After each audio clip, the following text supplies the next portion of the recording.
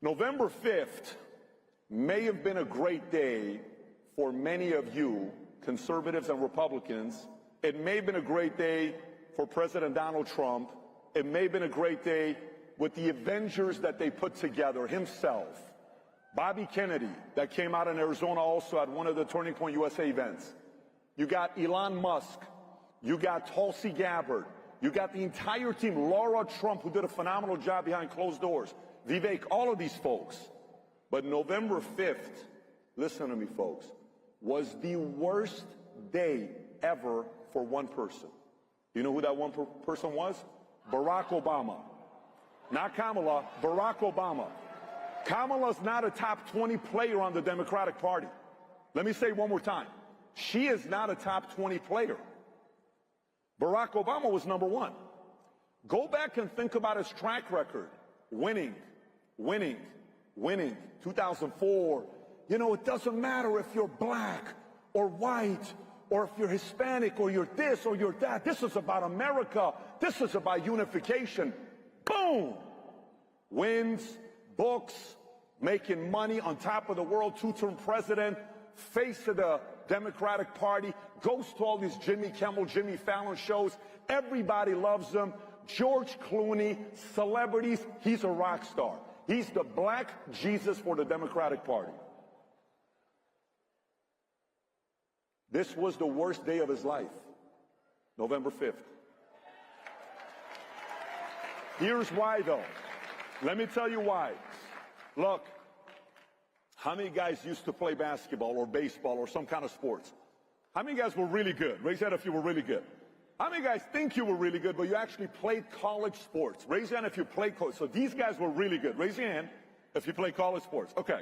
Anybody here ever played professional, like somebody paid you to play?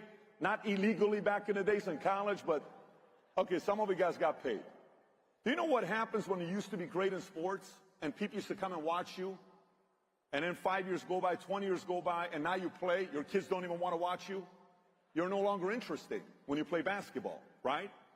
This happens to us with looks. This happens to us with fame, when we had a great show. This happens to us with a lot of different things. No one's interested in what he has to say anymore.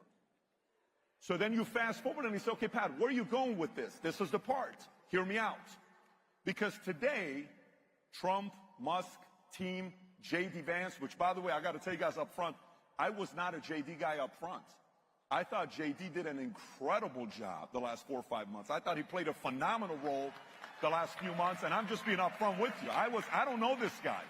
I was watching some of the old clips, but now when you watch him, the debate, the way he handled it, when Waltz talked about what happened to his family, you saw the gentle side of him of saying, I'm so sorry your family had to go through this. It was a very unique way when we saw this. So why am I presenting this thing to you here the way that I am? See, for us at Valuetainment, we're going on a 40-year run. We're going to do some things for the next 40 years. If God keeps us healthy, my 12-year-old son is here. I don't know where he's at. Tico is somewhere here. Can you stand up, please? I brought my 12-year-old son here. I am so glad that Charlie Kirk does these types of events, because in the future I can bring my kids here every year. Just so you know, yesterday I finish up the office. I drive late at night to go with my family at the vacation spot that we got.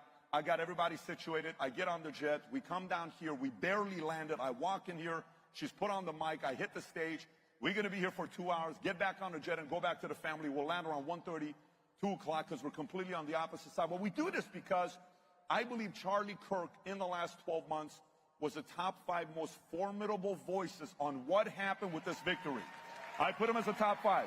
So stay with me here. Stay with me here. What happens when you win? Think about what happens when you win. This is very important for all of us to be aware of this. What happens when you win? How do you walk when you win? Tall. How do you walk when you lose? How do you walk when you lose? Okay, but let me ask you a question. Well, watch this here. Watch this here. It's very important.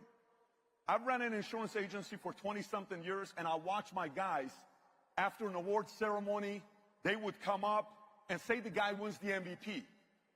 And he'd come up, yeah, and we beat you guys, and we did this, and we did that, and we did this.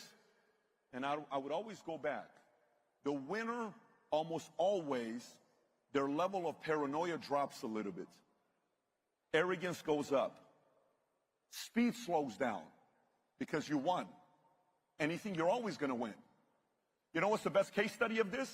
What the Democrats did the last 4 years. They won. And during COVID, they embarrassed everybody. They forced veterans to take a vaccine they didn't want to take. They forced veterans to get out. They forced people to do things that made no sense. My son, I'll never forget, one day we're sitting down. He's 8 years old. We're in Dallas. Jennifer says, babe, you got to come talk to Tico. What's up?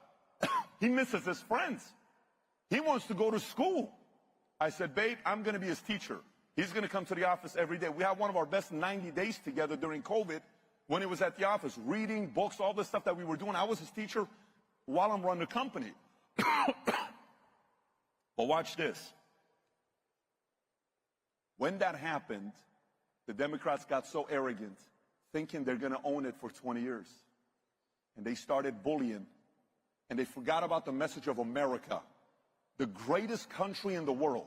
How this guy from Iran who lived there for 11 years would watch Rocky IV over and over and over and over and over and over again because the dream was to one day come to this country. We left Iran 6 weeks after Khomeini died. We go to Germany. I live at a refugee camp for a year and a half. Then I come here November 28, 1990. I cannot believe I'm in America. This is almost like I have to pinch myself. We're in America. I'm walking around the airport looking for Sylvester Stallone. Where's Rocky? Where is Gremlins? Where is this gremlin? Are they going to pop up? Where are all these? Where's Ghostbusters? And we're looking for all these guys because America to me is movies. But they got arrogant. And they moved like they're going to control you forever. Abusive policies, the LGBTQ agenda, the woke policies. And by the way, Peter Thiel said it best when he was on a podcast with Barry Weiss. He said, you realize when Musk got up and he says, this is the most monumental election of all time. Peter Thiel, who's a billionaire, very important guy behind closed doors. Peter Thiel says, Elon, every election people say it's very monumental. Why? What do you mean this is monumental? He says he eventually got to a point to say, now I fully believe this is a monumental election. He says, why? He says, this is the reason why. You have no idea what just happened 6 weeks ago, folks.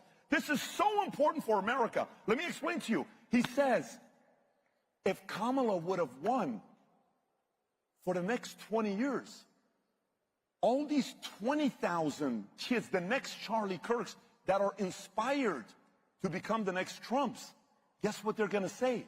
That was luck. It only happened one time. It was lucky when he won in 2016. Pure luck. That wasn't what America really wanted. What America really wants is more progressive policies. What America really wants is more control. What America really wants is more, entitlement programs. That's what America really wants. And it's like, no, we don't want that. I mean, there's never been a time where you've converted more Democrats to Republicans than 2024. You say you need a Rogan, you had a Rogan. You see me, you need an Elon Musk, you had an Elon Musk. You say you need a Kennedy, he was yours. Tulsi was yours. You had everybody. But you pushed them out. You were so arrogant and entitled. And that's a turn off. So, watch this. My guys would win, they would leave, and we walk like this. My suggestion, I may be wrong, my suggestion is for us, now that we won, to continue converting and looking for the next people to bring to the party. The next Bobbies, the next Tulsis. I think we find a way to get folks like Joe Manchin, to have serious conversations with them. I think we find ways to get some of these other guys that are in the media space that are sitting there saying, Trump is smarter than you think. He's smarter than all of us. Van Jones. What? Cenk Uygur from Young Turks, he's sitting there now defending, there is such a weird thing going on, but we can't be arrogant. We have to baptize. We have to baptize. Now, we all have to get better at baptizing. I remember when we used to go to a church called Shepherd of the Hills. Most people don't know the story. The pastor there is Dudley Rutherford. Who knows who Dudley Rutherford is? Anybody? Make some noise if you know Dudley Rutherford. In my opinion, he's the best pastor in America, but it's in my opinion. Please don't get upset. I'm telling you, in my opinion, he's the best pastor in America. You know what would happen to us? Over a span of 15 years, we, Out of the insurance agents we recruited collectively, we got around 1,000 people to get baptized at church. Do you know how? We didn't invite them. Hear me out. The most basic way of doing it, do you know how we did it? By simply being interested in them. How you doing? How's everything? What's your name? How's family? We may disagree politically. Tell me about yourself. Where are you from? What's your favorite sport? Hey, you know what? I think we have some stuff in common. Why don't you come and spend some time with us? Well, you guys are conservatives. We are. Oof, man, I'm like, my wife and I totally get it. Can I make some food for you? Can I cook for you? Let me cook for you. Every Tuesday night, I'm cooking for people at my house, barbecue. Come to the house. Hey, let me make some chicken for you guys. My famous specialty recipe I've had since '99. Literally, I have one of the best recipes. Obviously, I'm saying it. If I was to get into the chicken restaurant business, we would blow it up. I'm just not interested. So don't Minnect me and say I have the #1 chicken produce company in the world. I'm not getting into that business. But we would sit there. And people who said they would never, ever sell life insurance for the rest of their lives wanted to get into the business. People who say they will never be conservatives, ever. Me, conservative, libertarian, independent, Republican, never. The way we treat them the next 4 years, we're going to get these guys. You know what they're going to say? It's going to be like this. Stephanie Rule. I call Kamala, they don't pick up. I call Biden, they don't pick up. 50 layers of people. I call Trump, he picks up. I just wanted to do an interview, and you heard what she said. She said, F off, right? He said to her, F off, the words. She's not saying that words, but Trump said, I'm not interested. But she says the fact that Trump is available, she's complimentary of the fact that at least I can get a hold of this guy. I think if we do this strategy the next 4 years, I think the key is now the lead. We have a lead now, but it's not that big of a lead to get arrogant. I think if we take the lead, this could be a 20-year run we go on. And when I mean 20-year run, this is what I mean by it. Think about the bench that we have right now. Trump right now is the president. President-elect, soon to be president. And we all have to stay paranoid till January 20th to see what happens. All these drones we're seeing all over the place. We have to be very paranoid, skeptical, and not believe anything until we kind of size everybody up to see what's going on over here. And I'm glad the fact that he's making a decision to not go visit Bedminster right now. I think the people that are around him need to be overly protective and make sure that that decision-making is processed the right way until he is in. Once we're in, then we can kind of play a little bit more offense. But from there on, think about what happens now. J.D. Vance proved he can debate. J.D. Vance proved he can sit up against anybody in media and shut them down. Vivek proved he's not afraid of anybody. He's formidable, brilliant. He can go up against anybody, right?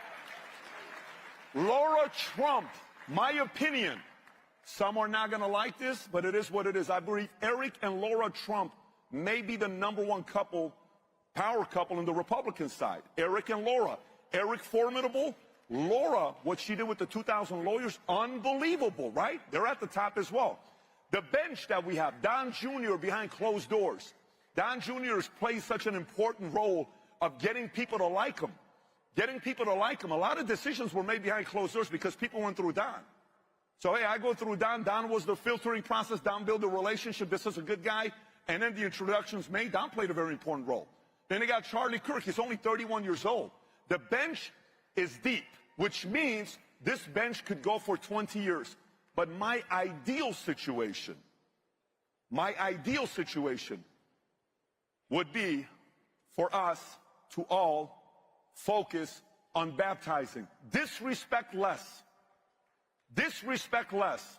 Baptize more. Get to know the opposition a little bit and baptize them. Get to know them. Surprise them with unreasonable hospitality. Give them a kind of a treatment they've never gotten before. Let them walk away saying, why is this guy who's supposed to not like me treat me better than the people who are supposed to like me? Why are you so good to me? And then they go to sleep in bed at 10 o'clock at night, 10:30 at night with their wives, and they say, babe, you know what's the weirdest thing that happened? Yeah, what about it? You know the Jackson family down the street? Yeah, what about those guys, babe? You know what they did today? What? They got you a gift. What? The Jacksons? Yeah, babe, they got you a gift. What gift was it? I have it downstairs, babe. They got you the chocolate that you said one time 2 months ago that you liked. They got a box of chocolate for you, and they just said, give it to Mary. No, they didn't, babe. Here, let's go in the kitchen.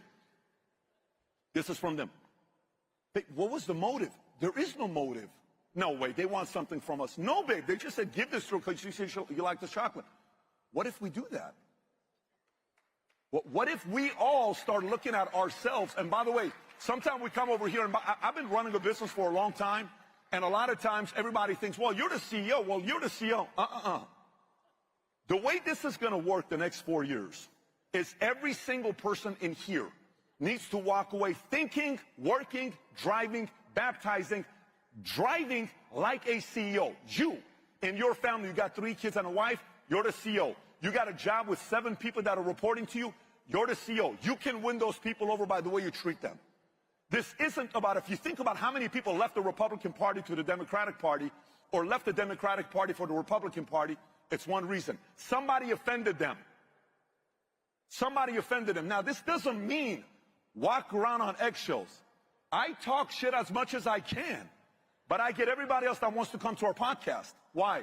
Because when they come to us, afterwards, I feed them, I get to know them, I treat them respectfully, we exchange texts. We're in many different group texts with people that disagree with us, but we're treating them with respect, and they're not accustomed to that. This is very basic fundamentals of stuff that we're talking about. That's not just about business. This is about life. Now, to everybody else, while you're in here, the marketplace of Turning Point USA, there's a lot of different types of people that come here. Some of you guys are older. You're above 60. You have money. You've done well for yourself. And some of you are coming here because you're bringing your grandkids with you. Make some noise if you brought a grandchild with you. Make some noise if you brought someone with you. How many of you guys came here with your mom or your dad? Make some noise if you came here with your mom and your dad. So did I. I came with my son. We came as a family. Everybody in this room needs to choose to go on their own 10, 20, 30, 40-year run. Everybody. Because the bench is deep, but the bench needs to get deeper. We have young folks over here that I'm looking at these guys. I'm wondering what their dreams are. What are they thinking about? Who do they want to be? What type of pain are they willing to go through? Are you willing to be patient about how you communicate with other people? Are you willing to take your game to the next level so you're a leader within your community? That's what's going on with this community here, Turning Point USA. Are you willing to do that? The rest of us as parents, how can we get better? What can we do to become better earners? How can we increase our market value? But I think right now, if done right, this is not going to be a 4-year run, because the next 4 years, does anybody know how quickly it's going to be November 5th, 2028? Does anyone know how quickly the next 4 years is going to go? You ready? On 3. 1, 2, 3. Like that. It's 2028. I'm telling you, like that, it's 2028. We just landed. Just a few minutes ago, we're like, oh my God, are we going to make the time? It says 19 seconds, 18 seconds, and I got 10 minutes to take some questions here from you guys. But the next 4 years will go like this, and sometimes where you're winning, we become cocky. Let the Democrats be a great case study for us not to get too comfortable and us not to play too much offense and become arrogant where we don't baptize a lot of people the next 4 years. Having said that, they asked me to pause at the end to do some Q&A. If there's any questions, I'll take a few questions for the next 10 minutes. Yes, go for it. Tell us. You got your question ready? Yeah. All right. Ready? So he said, what is your vision for Iran without the Iranian Republican of ragheads, is what he said. He said that. I didn't say it, so, you know. What's your name, by the way? Mateen? Matisse? Mateen. Cancel culture. His name is Mateen. Please come over here. All right. Love your mustache, by the way. I love your mustache. Much love. By the way, when it comes down to Iran, they're in a rough spot right now if you think about it. They were not wanting this guy to win. Sounds good. They did not want this administration to win. And I've been having a lot of conversations with the Crown Reza Pahlavi of Iran and a lot of different people in Iran. It's going to be interesting the next few years to see how we're going to play ball, what policies we're going to come up with, how aggressive we're going to be. But if there was one person they did not want to see become president, and they really deep down inside did not want to see this guy win, it was President Trump, which is very, very good news for the Iranian people around the world. Collectively, we have to make a lot of noise the next 4 years, a lot of noise the next 4 years to make some progress. Yes, I'll go here with the mic, right here, white shirt. I'll come to you next. Go for it. Hi, Mr. David. My name's David. We met outside, and I'm from Boston, so I'm a Red Sox fan. Sorry about that to you, but Stop it. You have to bring that right now and say you're a Red Sox fan. But go ahead, tell us. So I did want to say, ever since Trump won in the landslide, there's been a lot of effort by the media to basically put self-doubt on people for, backing him and his nominees and everything. But I just want to say, or ask, when you get in a situation like that where you believe that you're right and you know that you're doing the right thing and someone tries to put self-doubt on you, what do you do to, try and... Do you know what's so funny? Who watched the podcast 2 months ago, pre-election, that I predicted they're going to pin President Trump against Musk? Who watched that podcast? Okay. Oh, wow. A lot of you guys did. How long ago did I say that, by the way? How long ago was it? 2 months ago? I think it was around 2 months ago. It was pre-election when I said this.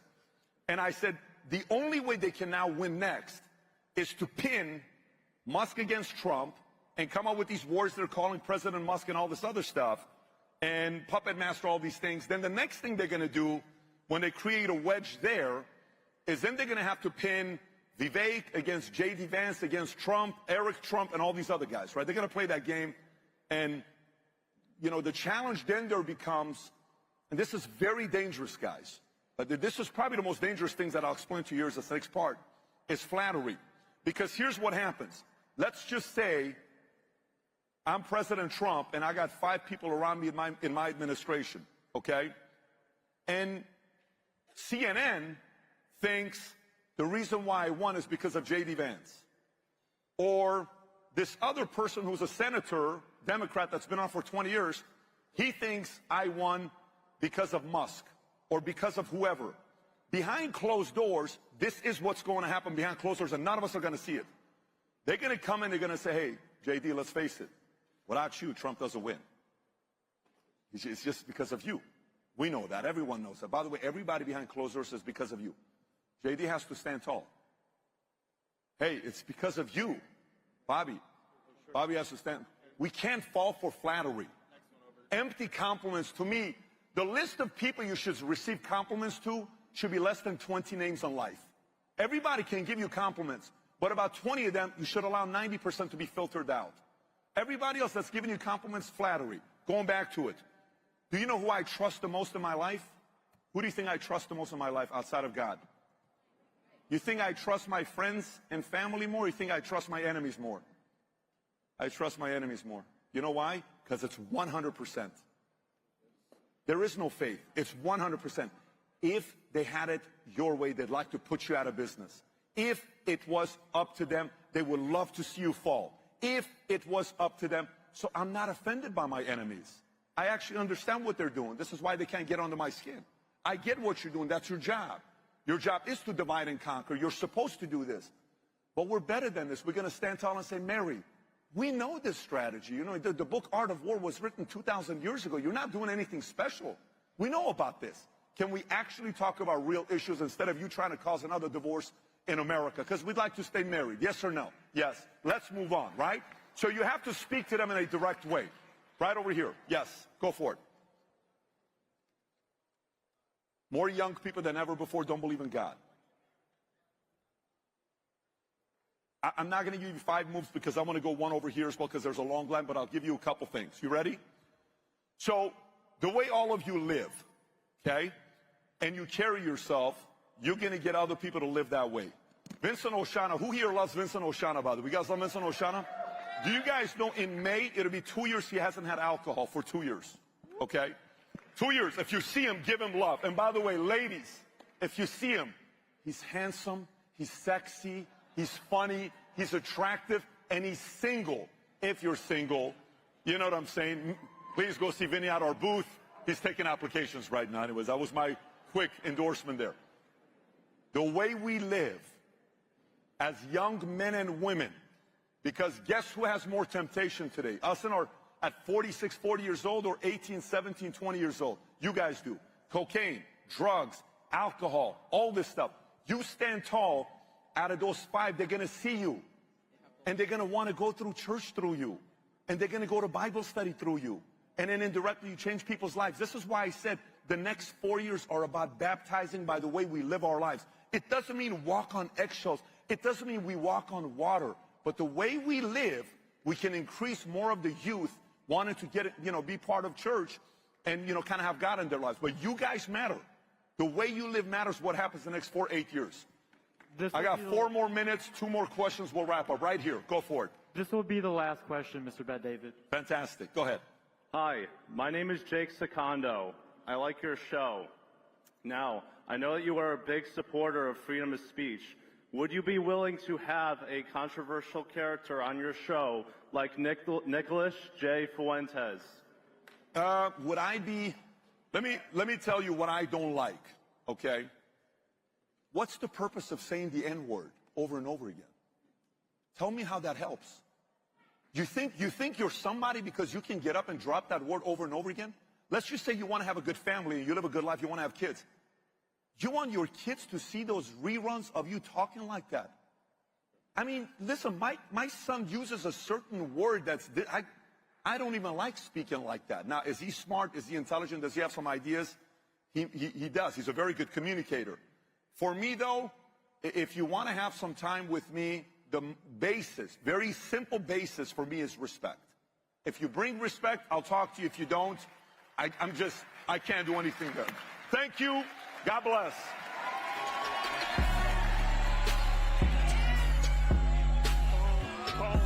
You guys are the future. Go get them. My man.